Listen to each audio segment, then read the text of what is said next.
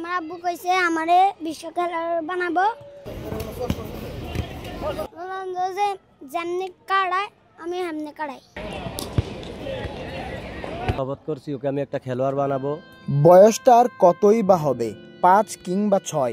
5 নম্বর সাইজের ফুটবল দিয়ে খেলার পরিপূর্ণ দেহ এখনো হয়ে ওঠেনি।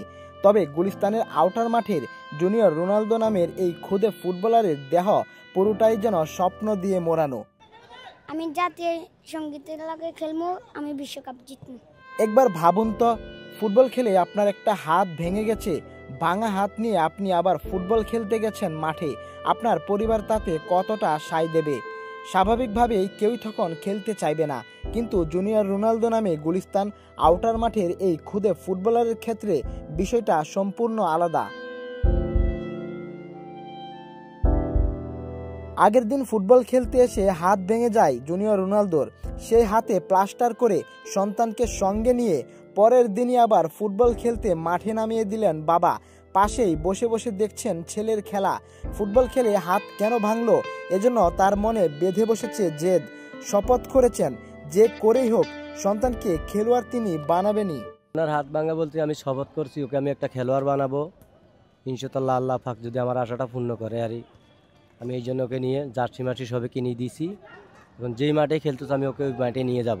বাজারে খুঁজতে গেলে তার পায়ের সাইজের বুট পেতে হয়তো বেশ বেগ পোহাতে হবে, তবুও জুনিয়র রোনালদো থেমে থাকেননি। যে কোনো পরিস্থিতিতে ফুটবলটা প্র্যাকটিস করছেন, আয়ত্ত করার চেষ্টা করছেন ক্রিস্টিয়ানো রোনালদোর মতো স্কিল। রোনালদো যে যেমনি কাড়ায় আমি হেমনি কাড়াই। জুনিয়র রোনালদোর বাবার মতো এমন বাবা ঘরে ঘরে থাকলে হয়তো বাংলাদেশ ফুটবল একদিন হয়ে উঠবে স্কিল সম্পন্ন ফুটবলার দিয়ে স্বয়ং সম্পূর্ণ। আর্জেন্টিনা ব্রাজিল নিয়ে মাতামাতি করা দর্শকরাও হয়তো একদিন বাংলাদেশের ফুটবল নিয়ে বিশ্বমঞ্চে বাজি ধরবেন, দেখবেন বড় বড় স্বপ্ন। হচ্ছে কি ওর হাতটা কেন ভাঙছে, আমি এই জন্য আমার এই শখটা আমি আশা পূর্ণ করতে চাই। আল্লাহ পাক রাব্বিল আলামিনে আমার আশাটা যদি পূর্ণ করে, আমার মা বাবার দোয়া, ওর মায়ের দোয়া,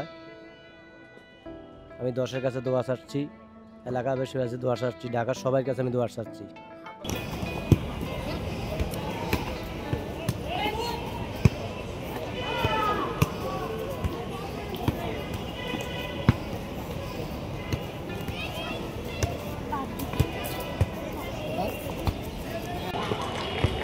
Attendiamo con